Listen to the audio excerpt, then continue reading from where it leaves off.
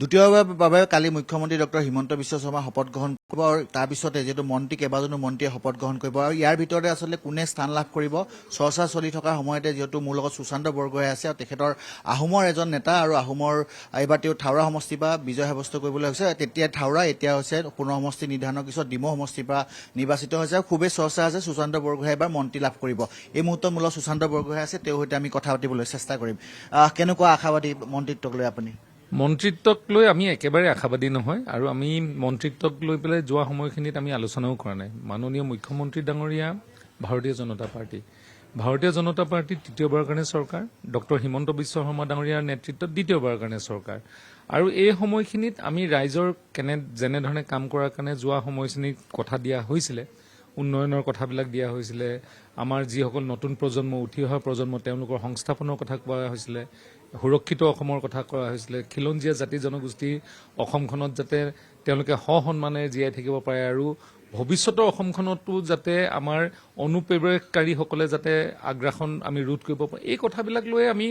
যোৱা সময়খিনিত চৰকাৰখনলৈ আহিলোঁ ইয়াতে মন্ত্ৰী সভাখন ডাঙৰ কথা নহয় 5টা বছৰৰ কাম কৰাখিনি ডাঙৰ কথা সেইকাৰণে মাননীয় মুখ্যমন্ত্ৰী ডাঙৰীয়াই যিহেতু নেতৃত্ব লৈছে নেতৃত্ব তেওঁ ল'ব অসমৰ দায়িত্ব দিব দায়িত্ব দিয়াসকলে অতিৰিক্তভাৱে দায়িত্ব ল'ব আৰু বিধায়কসকলে আমি আমাৰ সমষ্টি উন্নয়নৰ কাম কৰিম যেহেতু আপোনাৰ নামটো চৰ্চা হৈ আছে গতিকে যদি দায়িত্ব দিয়ে ল'বলৈ আপোনালোকে সম্পূৰ্ণৰূপে সাজুটো চাওক চৰ্চাইদি আমি গোটেই কথাবিলাক সিদ্ধান্ত নলওঁ সিদ্ধান্ত আমাৰ দলে ল'ব মাননীয় মুখ্যমন্ত্ৰী ডাঙৰীয়াই ল'ব সিদ্ধান্ত যেনেধৰণে ল'ব দায়িত্ব যাক দিব তেনেধৰণে দায়িত্ব পালন কৰিবই লাগিব কিন্তু মন্ত্ৰী সভাৰ যিটো আলোচনা বুলি কয় সেই আলোচনাবিলাক আমাৰ কোনো বিধায়ক আৱাস বা বিধায়কৰ ঘৰত বা বিধায়কসকলে এতিয়ালৈকে মন্ত্ৰী সভাৰ আলোচনা কৰা হোৱা নাই উজনি অসমত দেখিবলৈ পোৱা গ'ল বা ক্লিন চুইপ হ'ল যিহেতু কংগ্ৰেছ নাই বিজেপিয়ে আসন লাভ কৰিলে সৰ্বাধিক কেৱল শিৱসাগৰ সমষ্টি বাদ দি বাকী সকলোৱে বিজেপি গতিকে আহোমৰ ফালৰ পৰা আপুনি কেইজন মন্ত্ৰী দিয়াটো আপোনালোকে বিচাৰে চাওক আমি তেনেকুৱা ধৰণৰ কথা বতৰা এইকাৰণে নাপাতো কোনো জাতি প্ৰতিনিধি কোনো জনজাতিৰ প্ৰতিনিধি এনেধৰণে এখন চৰকাৰ চলিব নোৱাৰে প্ৰতিনিধিত্ব লাগিব কিন্তু অকল প্ৰতিনিধিত্বৰ নামতেই যদি আমি প্ৰতিনিধি বিচাৰি পেলাই চৰকাৰখনক যদি আমি হলঠেকত পেলাওঁ সেইটো এটা বেয়া হ'ব মুখ্যমন্ত্ৰী ডাঙৰীয়া মুৰব্বী তেওঁ মন্ত্ৰীসভা গঠন কৰিব তেওঁ জানিব যে কাক কাক লৈ পেলাই তেওঁ মন্ত্ৰীসভাখন আগবঢ়াই লৈ যাব পাৰিব বিধায়কসকলেহে আচল গুৰি ধৰা হ'ব কাৰণ বিধায়কৰ সমষ্টি উন্নয়ন হলেহে পুনৰ আকৌ চৰকাৰখন আহিব সেইকাৰণে মন্ত্ৰীসভাতকৈও বেছি আমি উৎকণ্ঠাৰে ৰৈ আছো কেতিয়া চৰকাৰখন আৰম্ভ হ'ব কেতিয়া উন্নয়নমূলক কাম কাজবিলাক আমাৰ সমষ্টিলৈ যাব কেতিয়া আমি যিখিনি কথা দিছিলোঁ ৰাইজক যোৱা এটা বছৰে ৰাস্তা বনোৱাৰ কথা দিছিলোঁ দলং বনোৱাৰ কথা দিছিলোঁ স্কুল নিৰ্মাণৰ কথা দিছিলোঁ এইবিলাক ৰাইজে এতিয়া আমাৰ পৰা আশা কৰি আছে আমি আশা কৰিছোঁ খুব সোনকালে বাজেট অধিৱেশন হৈ পেলাই যেতিয়া মাননীয় মুখ্যমন্ত্ৰী ডাঙৰীয়াই নতুন বৰ অসম গঢ়াৰ ক্ষেত্ৰত যেতিয়া উন্নয়নৰ কাম কাজবিলাক লৈ আমাক দিব সেইটোহে আমি প্ৰাপ্তি আৰু সন্তুষ্টি হ'ব মন্ত্ৰী সভাখনক লৈ আমি বিশেষ এতিয়ালৈকে গুৰুত্ব দিয়া নাই এইবাৰ দেখিবলৈ পোৱা গ'ল উজনি অসমত যিহেতু এইবাৰ কংগ্ৰেছ নিশেষ হৈ গ'ল তাৰপিছত আপোনাৰ সমগ্ৰ অসমতে বা কেৱল সংখ্যালঘু অঞ্চলৰ বাদ দি এতিয়াতো এইবাৰতো সংখ্যালঘু অঞ্চলৰ বাদে ক'তো জয়লাভ কৰিব পৰা নাই গতিকে পিছলৈ কেনেকুৱা হ'ব বুলি ভাবে কংগ্ৰেছৰ অৱস্থাটো মই কংগ্ৰেছ দলত বহুদিন আছিলোঁ 2011 চনত বিধায়ক হৈছিলোঁ 2011 চনত অসমত কংগ্ৰেছ দলে 78খন আসন পাইছিলে 78 আসনখন পোৱাৰ এইকাৰণে সম্ভৱ হৈছিলে উজনি অসমত আমি প্ৰায় সংখ্যক মানুহে জিকিছিলোঁ কিয় জিকিছিলোঁ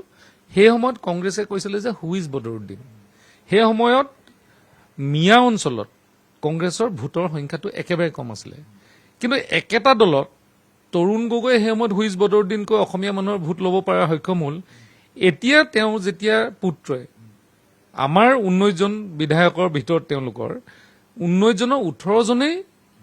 মিয়া সম্প্ৰদায়ৰ মানুহ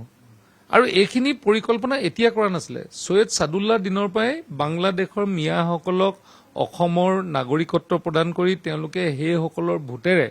এখন চৰকাৰৰ যি তেওঁলোকৰ পৰিকল্পনা আছিলে সেইখিনি প্ৰায় তেওঁলোকৰ সম্ভৱ হৈ উঠিলে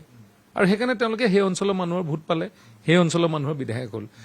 আমাৰ আজিৰ দিনটোত সুৰক্ষিত অসম খিলঞ্জীয়া লোকৰ অসম আপুনি আজিৰ দিনত চাওক যে সকলো জাতি জনগোষ্ঠীৰ আজিৰ দিনৰ প্ৰতিনিধিত্ব কিন্তু মানে আমাৰ অসমৰ বিধানসভাখনে ভাৰতীয় জনতা পাৰ্টি যোগেদি কৰিছে মৰাণ মটকৰ পৰা আৰম্ভ কৰি আহোমৰ পৰা আৰম্ভ কৰি উজনি অসমৰ মিচিং সম্প্ৰদায়ৰ পৰা আৰম্ভ কৰি সকলোখিনি দুই এটা দেউৰী আৰু এনেধৰণৰ সম্প্ৰদায় আছে যিসকলক স্বায়ত্তশাসিত পৰিষদৰ যোগেদি আজি তেওঁলোকক আগবঢ়াই লৈ গৈছে সেইকাৰণে অসমখনক একেবাৰে বৰ অসম যিটো তেওঁলোকৰ শ্লোগান আছিলে সেইটো আচলতে আমিহে কাৰ্যৰ যোগেদি কৰিছো আৰু আপোনালোকে চাব ভাৰতীয় জনতা পাৰ্টি এই যিখিনি আমি পৰিকল্পনা ওচৰো চাপিবলৈ তেওঁলোকে সক্ষম নহ'ব ভৱিষ্যতে আৰু এটা অন্তিমটো প্ৰশ্ন সুধিব বিচাৰিম থাৰুৱাত আৰু কি কৰিবলগীয়া আছে বা ডিমত আৰু কি কৰিবলগীয়া আছে বুলি আপুনি ভাবে মুখ্যতে ৰাস্তা বহুতখিনি নিৰ্মাণ কৰিবলগীয়া আছে ইতিমধ্যে আমি 340ৰ পৰা 382 কিলোমিটাৰলৈকে ৰাস্তা বনোৱা হৈছে কিন্তু এতিয়াও প্ৰায় 300 কিলোমিটাৰ ৰাস্তা নিৰ্মাণ এতিয়াও কৰিবলগীয়া আছে সেইকাৰণে ৰাস্তা মূলতে আমি মুখ্য লৈছো আৰু তাতে আমি এইবাৰ এটা skill centre central skill centre কৰিম য'ত আপোনাৰ 10 আৰু 12 পাছ কৰা বা পঢ়া বাদ দিয়া ল'ৰা ছোৱালীবিলাকক আমি প্ৰাইভেট কোম্পানী যিবিলাক আমাৰ নতুনকৈ আমাৰ মাননীয় মুখ্যমন্ত্ৰীৰ যিটো সপোন সেই সপোনৰ যোগেদি 10,000 ল'ৰা ছোৱালীক এইবাৰ কোম্পানীসমূহক চাকৰি দিয়াৰ কাৰণে এটা পৰিকল্পনা কৰিছোঁ তাৰ উপৰিও বাকীবিলাক যিবিলাক আছে সেইবিলাকতো আমাৰ কৰিয়ে থাকিব লাগিব শুভেচ্ছা থাকিল মন্ত্ৰী লাভ কৰক আমাৰ ফালৰ পৰা সেইটো শুভেচ্ছা থাকিল আপোনাৰ বিধায়ক হৈ বেছি কাম কৰাটোৱে মই এতিয়ালৈকে আশা কৰি আছো মানে মন্ত্ৰীটোৰ অতিৰিক্ত দায়িত্ব মোক লাগে ৰাস্তা মোক লাগে দলং মোক লাগে কি বুলি কয় স্কুলসমূহ মোক লাগে খেলপথাৰ মোক লাগে আমাৰ কাৰেংঘৰটোৰ নতুন প্ৰজেক্ট যিটো আমি কথা কৈ আছিলো আমাৰ সমষ্টিটোৰ উন্নয়নটোহে মোক বিশেষকৈ দৰকাৰ আমি আশা কৰোঁ যে শিৱসাগৰৰ পৰা এজন মন্ত্ৰী লাভ কৰক আৰু শিৱসাগৰ উন্নতি হওক শিৱসাগৰ আৰু আগবঢ়াই যাওক শিৱসাগৰখন আগবঢ়াই নিব লাগিব শিৱসাগৰ বুলি ক'লে তাৰ ভিতৰত ডিমৌও পৰে সেইকাৰণে ডিমৌৱে শিৱসাগৰ একেলগে মিলি আগবঢ়াই লৈ যাব লাগিব শিৱসাগৰ ৰাজ্যটো সিদ্ধান্ত যি ল'লে জিলাখনৰ আমাৰ ফালৰ পৰা আৰম্ভ কৰি সিফালে যদি শেষ কৰিব পাৰোঁ ভাল হ'বগৈ সেইকাৰণে মই ভাবোঁ যে শিৱসাগৰ সৰ্বাংগীন উন্নয়নৰ কাৰণে মাননীয় মুখ্যমন্ত্ৰী ডাঙৰীয়াই কাম কৰিবই কাৰণ ময়ূৰ বৰগোহাঁইও এবাৰ বহুখিনি ভোটত জয়ী হৈ যায় তিনিজনৰ ময়ূৰ বৰগোহাঁয়ে প্ৰায় 46,000 ভোটত জিকিছে তাকো নাজিৰা সমষ্টিত য'ত এটা সময়ত অসমৰ প্ৰাক্তন মুখ্যমন্ত্ৰী ডাঙৰীয়াই প্ৰতিনিধিত্ব কৰিছিল আমি আশা কৰিছিলো কিন্তু আমি ধন্যবাদো জনাম কাৰণ একেলগে আমি বহুখিনি কাম কৰি যাবলৈ সক্ষম হ'ম এতিয়া